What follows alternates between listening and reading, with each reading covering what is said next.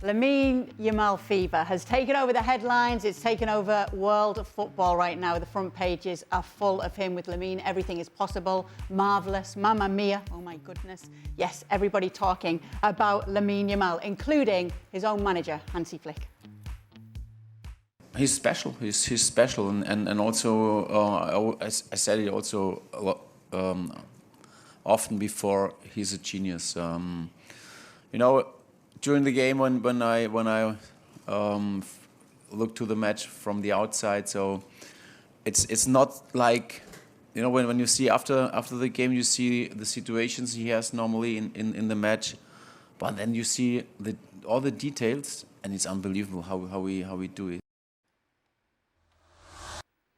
Lamine Yamal. Frank, these two guys were on for this game, Barcelona against Inter. Just want to get a quick word from you. We're hearing everybody waxing lyrical about this young player. Obviously, we've known about him for a while, but he really, really did get everybody all over world football talking with that performance against Inter.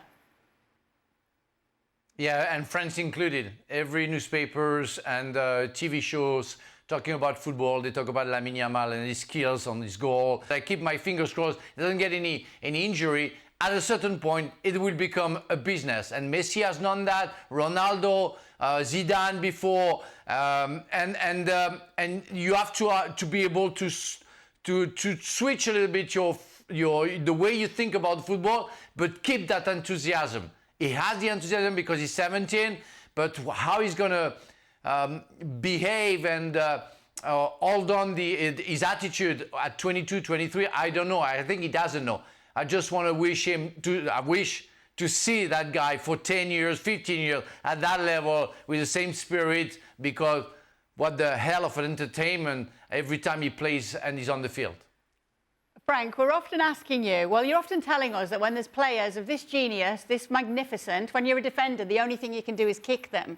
You're not kicking a 17-year-old, though, are you? Yeah, you're just not allowed. Yes.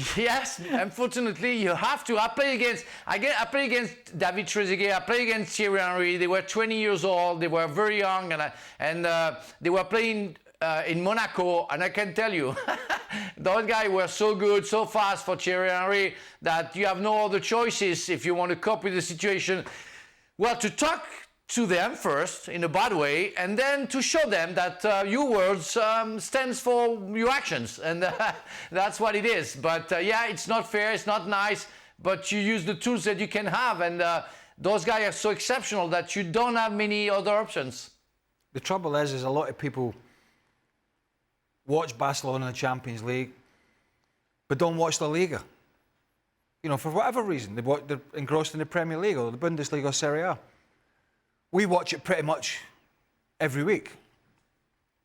I sat here on the La Liga set a month ago, I think, with a chat with Sid Lowe and Luis Garcia, and I said, look, I honestly believe at this moment in time, not off the back of what he's doing in the Champions League, off the back of what he did for Spain, what he did for Barca last year, what he's doing for Barca this year, what he's doing on a consistent basis, at 17, he's the best player in the world at the moment. Now, there are other players playing well. I mean, we're going to talk about PSG.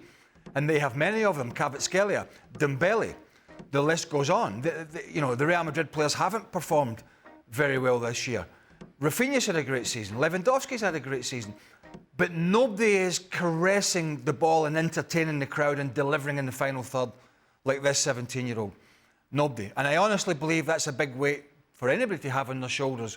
But I do feel at the moment, he is the hottest, best, most talented player delivering end product, entertainment and skill level in the game. And we saw that yesterday once again. DiMarco, Mkhitaryan, Acerbi, was it Bastoni? They all came over to have a nibble and help out. And to a man, none of them, for the most part, got close to this young man. Absolutely. And here's the thing. It's not a luxury for Barcelona that they have Lamine Yamal. It's a need that they have Lamine Yamal. Because this is a team that now is dependent upon his performances. It's not we're carrying the 17-year-old with us as part of a total team and he's just a nice piece to have. No. He's an angular piece and everybody else is benefiting from his presence on the field. So Rafinha has had the season that he has had, in part due to his own work, but also because Lamine Yamal is always trying to find him with a little outside of the football that we have seen all the time this season. It has happened time and time again. Lewandowski has had a rebirth to his career that seemed to be going in the wrong direction, and part of that is the fact that you have a guy like Lamine Yamal who's providing you service, or at the very least attracting attention away from Lewandowski.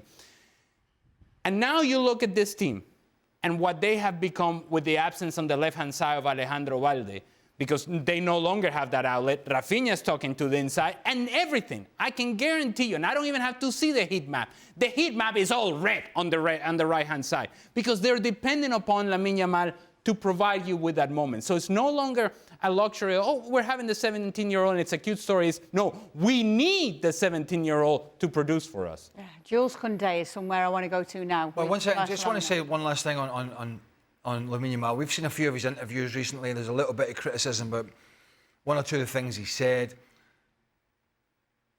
I think what we have here is a young man who has supreme confidence in his ability.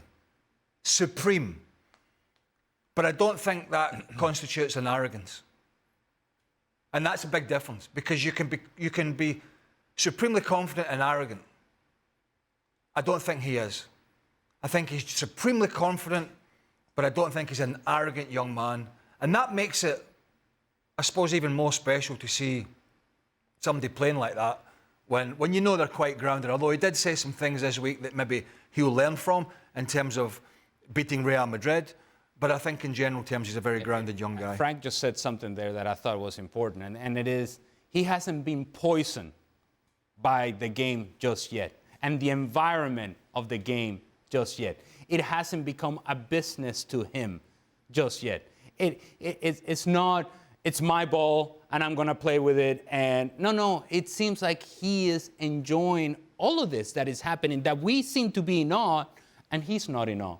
He doesn't seem to be surprised that this is happening. It's like, yeah, this is what I do.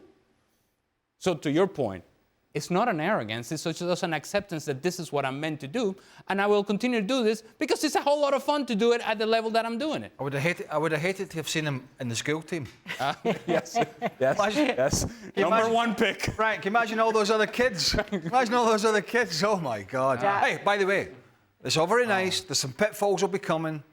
Maybe one day we'll have to sit here and criticise him, and listen, that will happen, and we won't shirk that responsibility.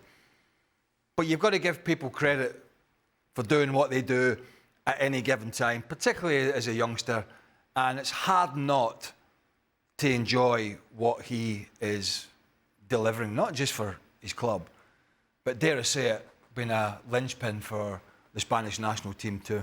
Yes, Frank, not today. We're not criticising this player today. What was it you wanted to say about Lamine Yamal? I don't want to criticise him, of course, but I know already the example that, and it's why I'm not really impressed for what he does, because I exactly had the copy of that with Kylian Mbappe. When he was 17 years old, playing for Monaco, he was like him. He was dribbling everybody, being confident, got the acceptance of his talent without being cocky or whatever. It was absolutely fantastic. And it's what I said when I saw him playing, say he's having fun.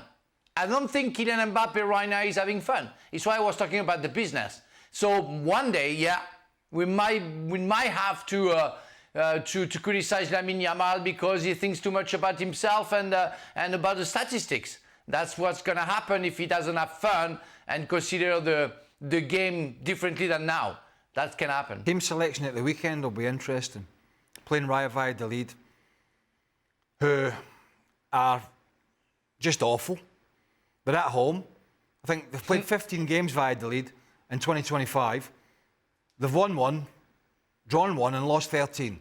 So he can make a lot of changes to this team. Bearing in mind that there's still a title race, depending what Real Madrid do against Celta Vigo. Barca should beat Valladolid. Now, does he want to play this back four and give them an hour or whatever it is to work as a partnership before the game in Inter, or does he just want to rest players? So that's going to be an interesting team selection, how they're going to go about winning this game at the weekend, and they will win it. But it's how he works with all these players, because he's got a problem, as Ali said, at left back, he's got a problem at right back. Baldy's back, that's not a problem. And this back line is to work as a unit. They've had these 4 players generally for most of the season. So Saturday could almost be, I mean, I don't want to say it could almost be a training game for them, and because they need the 3 points, but he could use it just to completely rotate the rest of the team. But maybe he'll give that back 4 a little run out, thinking about what my back 4 is going to be in Milan in 3 or 4 days. That could be a good opportunity for him. Would you want that, Frank, as a defender, to get that run out and that practice run?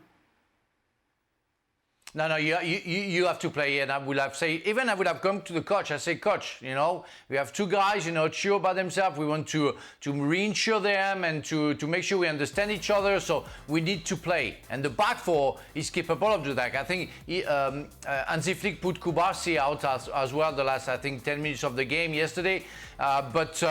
But maybe to give him some rest for the next game. But yeah, you have to make sure the back 4 is there, because they have to work together. I almost say train together. They have to work together and play that game together, and you can change the others, because the others will have to run more. But in order to make sure you're capable of accept the pressure of Inter Milan, you need to know each other, you need to work, and it's not because you play on Saturday that you're going to be tired on Tuesday. So I would go for it if I were Hansi Flick. Because it might be a moot point, because they might not have to do much defending anyway against Valladolid. So who knows? But all eyes on Tuesday, I suppose. Absolutely. Unless they drop a clanger on Saturday. Yes, well, we're going to find out, aren't we?